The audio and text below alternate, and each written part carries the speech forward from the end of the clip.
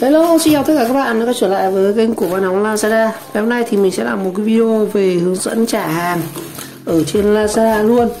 Ở đây thì mình có một cái kiện hàng lần trước thì có quay mở hộp rồi này, và mình cũng khám phá bên trong xem nó là đó là cái máy hàng AirTop ấy, AirTop mua trên Lazada. Và khi mình kiểm tra thì nó là máy lõi nhôm chứ không phải lõi đồng, nên là mình đã tiến hành trả hàng. Và trong video này thì mình sẽ giới thiệu chút về cái quy trình trả hàng cũng như đóng hàng để trả như thế nào. Rồi, ok.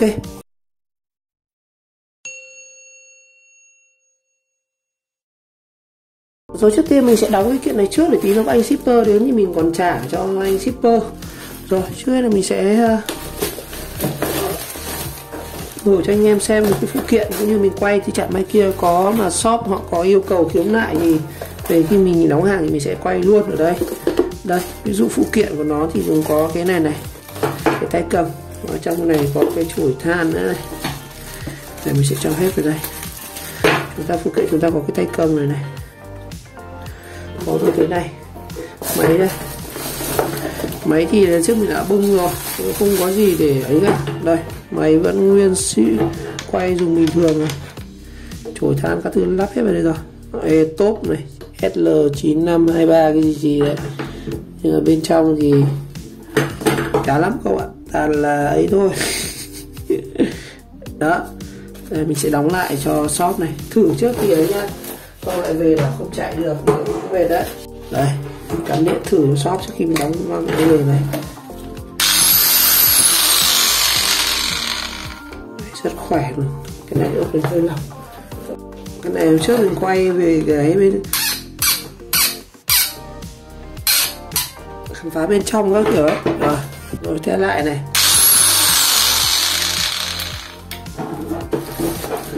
Tủ điện.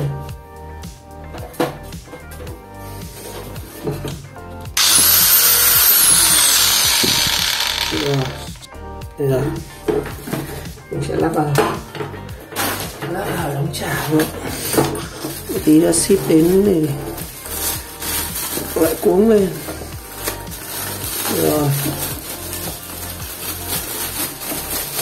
Máy này, kiện ở trong này, cái này phải rửa lên rồi, lấy rộng này. Xong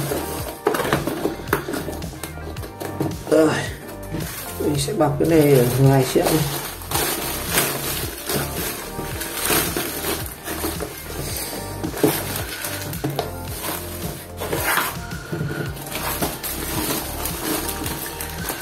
Dòng vậy đây thì đấy anh em ạ.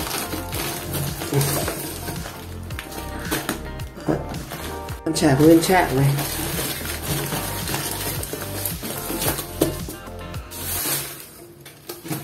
Rồi, bọc lại cái này ở ngoài cái shop này.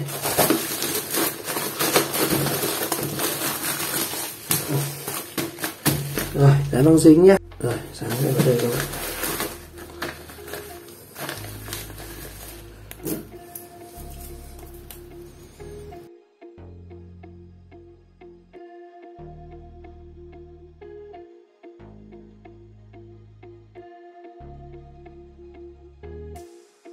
Cái đầu này thì mình sẽ bịt này cho họ lại. Mình đóng rất cẩn thận. Đây là cái lấy từ cái đai của cái khác anh em. Phần phiếu đây.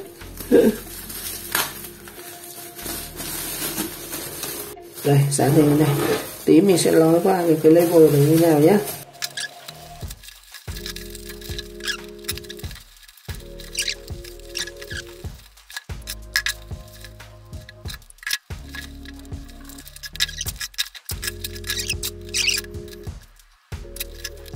Rồi, đây là cái kiện mà mình đã đóng xong để gửi cho shop gửi trả hàng về Bắc Ninh. Cái máy mà AirTop ở trên Lazada mình đóng lại nguyên trạng rồi, đầy đủ phụ kiện các kiểu tại shop để Lazada hoàn tiền cho mình.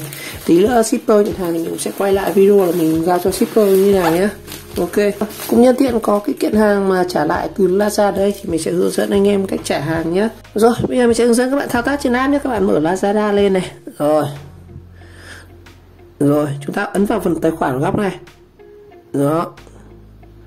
Tất nhiên là trả hàng với trong điều kiện là các bạn đã mua hàng rồi nhé, đã thanh toán rồi. Các bạn ấn vào xem tất cả đơn hàng này. Đó.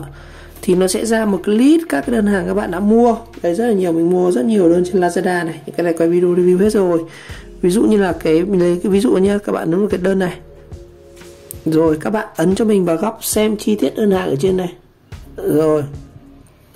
Đây, ví dụ muốn trả hàng thì các bạn kéo xuống dưới này. Ví dụ các bạn muốn trả hàng, các bạn kéo xuống dưới này, các bạn ấn vào đây, trả hàng này. Đấy, rồi mình sẽ viết các lý do trả hàng như là sản phẩm hư hỏng này. Đó. Tùy theo đúng như ví dụ là dấu hiệu hàng giả này, thiếu phụ kiện này, xác nhận này. Đó. Rồi, ở cái phần bình luận này, đây số tiền này có 3.000 là gì? Gọi như là hàng giả này. Chúng ta phải viết đúng nhá. Hàng kém chất lượng chẳng hạn. Đấy, các bạn viết đúng vào. Viết đúng cái miêu tả như sản phẩm các bạn bị lỗi này hoặc cái gì đấy, hoặc các bạn tuyệt đối là không được ghi là tôi không hài lòng với sản phẩm nhé. Phải là hàng bị vỡ hoặc ấy, rồi các bạn ấn tải ảnh lên, bắt buộc phải tải ảnh lên này. Đấy, cho access này. Rồi mình sẽ lấy ở picture này, hoặc là các bạn thể chụp luôn ở đây này. Ấn vào chụp này. Đấy, ấn vào cộng này, nó sẽ tải lên này. Bắt buộc phải có hình ảnh này, nó sẽ tải lên nhé, chờ một lúc này. Đó. Xong rồi chúng ta sẽ phải chọn hình thức hoàn tiền về, một là mã giảm giá, hay là chuyển khoản ngân hàng. Ví dụ mình chọn chuyển khoản ngân hàng này. Ở đây thì mình đã add sẵn một cái ngân hàng rồi. Nếu các bạn chưa add thì nó sẽ hiện ra các bạn add số tài khoản này, tên chủ tài khoản này, chọn lại ngân hàng này. Ở như là Lazada hỗ trợ Agribank này, Sacombank, một số ngân hàng tôi không phải hỗ trợ tất cả ngân hàng đâu nhá. Nên chúng ta sẽ phải chọn hình, một là Agribank, một cái gì đấy tùy. Nếu mình không có tài khoản ngân hàng thì có thể nhờ người thân. Hoặc là thứ hai là mình chọn hình thức có thể mã giảm giá này. Nhưng mà tuyệt đối các bạn đừng làm kiểu chọn mã giảm giá xong lúc mà đòi tiền về các bạn lại đòi chuyển khoản ngân hàng nhá. Thì rất dễ là cái mã nó bị mít. Đó, tốt nhất là chúng ta chọn một hình thức chuyển khoản ngân hàng thôi. Đấy. Ví dụ chọn đây này, đấy. Xong ấn gửi thông tin là sẽ xong. Rồi ví dụ như mình đã gửi xong rồi các bạn vào phần này. Đó. Ví dụ như mình có cái máy trả hàng đây, chính là cái máy này Hitachi này, đó. Mã của nó đây này. Các bạn lưu ý nhá. Mã trả của Lazada nó sẽ có một cái mã trên hệ thống của Lazada sẽ là RA này, return này, 6 năm bao nhiêu đó. Các bạn trong vòng chúng ta sau khi thực hiện xong thao tác đó, các bạn có thể chat với shop để yêu cầu là trình bày lại là cái sản phẩm này mình mua bị lỗi như nào. Nếu mà shop đồng ý, bấm nút ở trên này, tức là đồng ý để cho hoàn hảo với shop, thì chúng ta sẽ sang bước tiếp theo. Còn nếu mà shop không đồng ý chẳng hạn, thì trong vòng 2 ngày thì hệ thống auto nó sẽ escalate cái này lên, escalate lên nhân viên của Lazada, và lúc đó thì các bạn sẽ trực tiếp và các bạn chat với Lazada, chứ các bạn lại phải giải trình lại là tôi mua cái hàng ở shop không đồng ý như này, sản phẩm bị như này, các bạn cung cấp hình ảnh video cho Lazada và Lazada sẽ tiếp hành cái bước tiếp theo. Ví dụ như là các cái sản phẩm này các bạn sẽ không gửi về cho shop nữa, các bạn gửi thẳng về cho Lazada luôn đó. Sau đó thì Lazada cũng sẽ tiến hành kiểm tra đối soát lại với đối tác như về shop này, về vận chuyển các kiểu, và sau đó thì cũng sẽ hoàn tiền cho các bạn. Đó. Còn đây là trường hợp này shop của mình họ đã đồng ý gửi trả rồi, tại vì mình có chốt với shop rồi. Đây là cái quy trình.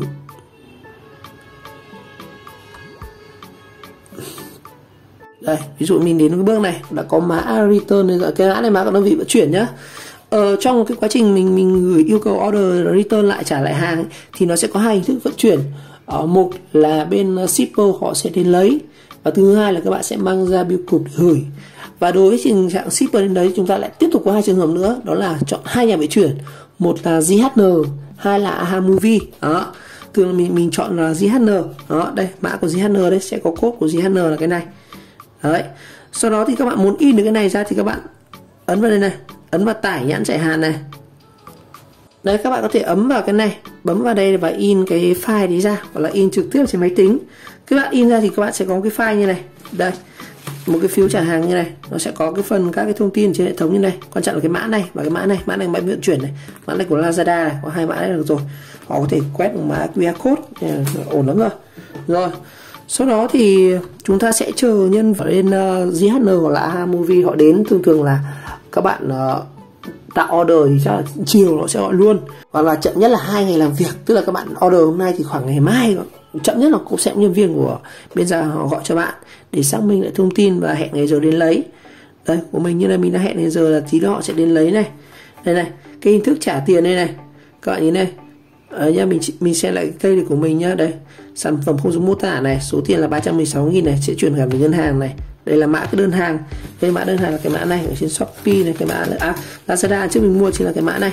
Đó, nhà bán hàng Hitachi này. Đây mình cũng đã trao đổi với shop rất là nhiều rồi. Đó. Các kiểu luôn. Nói chung là shop cũng hỗ trợ tại vì mình mua hàng chuyên nghiệp rồi. Đấy thôi. Còn sau đó thì sau khi mà chuyển cái này cho bên vận chuyển rồi, vận chuyển sẽ gửi về cho shop, cái quá trình để xong shop phải ấm ok trên kia nữa thì chúng ta mới được hoàn tiền nhá. Rồi đây nhá, mình mang cái kiện hàng này đi trả cho anh shipper này. Anh lấy hàng cho Lazada để em quay lại cái này để cho gửi trong shop nhé. Đó, đây nguyên kiện này ra cho shipper, có phải ký gì không anh? Nhãn đấy, máy khoan mà đây. Mã của bên Lazada, mã GN này. Rồi em quay lại anh để em gửi cho nó nhá, không phải là đóng hàng như nào. Em cảm ơn nhá. Rồi, sau khi mình đưa hàng cho shipper xong thì công việc của chúng ta coi như là gần xong hết rồi. Đối với khách hàng thì chúng ta cũng không phải làm gì cả. Còn tiếp theo là chúng ta sẽ phải chờ cái việc shop họ sẽ nhận hàng từ bên vận chuyển. Và thứ hai là Lazada sẽ thực hiện thao tác hoàn tiền cho các bạn. Đây, các bạn có thể theo dõi ở cái phần này, các bạn vào tài khoản này, các bạn vào đơn hàng nâng đổi trả này. Ví dụ như với cái đơn hàng này thì cái sản phẩm của mình sau khoảng 1 ngày thì bên shop họ đã nhận được hàng. Đây. Đây, và shop họ đã nhận hàng rồi. Và sau khi shop được nhận, họ sẽ kiểm tra về các cái phần là linh kiện của các bạn, xem là có bị thiếu biết gì không, họ sẽ phản hồi lại. Còn nếu mà ok, họ nhấn vào đồng ý trả hàng hoàn tiền thì công đoạn tiếp theo là Lazada sẽ tiến hành bồi hoàn cho các bạn. Một là sẽ hoàn cho các bạn về tài khoản, thứ hai là hoàn cho các bạn về mã giảm giá chẳng hạn. Còn nếu mà trong quá trình mà shop kiểm tra nó xảy ra lại sự tranh chấp chẳng hạn, ví dụ như là shop kiểm tra và thiếu cái nọ thiếu cái kia chẳng hạn, thì lúc đó thì các bạn như mình ấy, thì kinh nghiệm của mình là khi mình đóng hàng mình đã quay video rồi, và khi mình gửi cho shipper thì mình đã cũng quay lại video, và mình có thể dùng những video đó để làm cái bằng chứng để cung cấp cho Lazada nếu mà trường hợp mà shop họ khiếu nại. Ví dụ như họ giao cho bạn này mà khi giao bị mất hàng này, có thể là do vận chuyển họ trong quá trình nó thất lạc chẳng hạn, hoặc là bị móc đồ chẳng hạn, thì các bạn lưu ý những cái trường hợp đó cũng xảy ra khá là nhiều đấy, đặc biệt là với những cái sản phẩm như là máy ảnh các thứ rằng có giá trị cao chẳng hạn. Còn với cái máy cắt này thì giá nó cũng rẻ, tôi có 300.000 thôi, chắc là cũng không có xảy ra trường hợp đó. Và nếu có xảy ra thì mình sẽ update thêm ở các video sau. Đại khái là hôm nay thì mình đã hướng dẫn cho các bạn cơ bản các bước để chúng ta có thể trả hàng trong Lazada từ quy trình. Và theo mình quan trọng nhất là chính là cái phần in cái này. Chúng ta in cái này là chúng ta có thể bồi hoàn được và cung cấp được khi mà các bạn mở hộp ấy, chúng ta có hình ảnh này, có video và chứng minh được cái sản phẩm nó là hàng giả, hàng nhái, hàng kém chất lượng chẳng hạn, thì cung cấp luôn. Để trường hợp cho mình có khiếu nại, mình sẽ là cái người mà mình chủ động hơn. Rồi một lần nữa cảm ơn các bạn đã theo dõi video clip, và nếu thấy video hay về nghĩa các bạn nhớ like, subscribe kênh và chờ đón các video tiếp theo. Xin chào các bạn.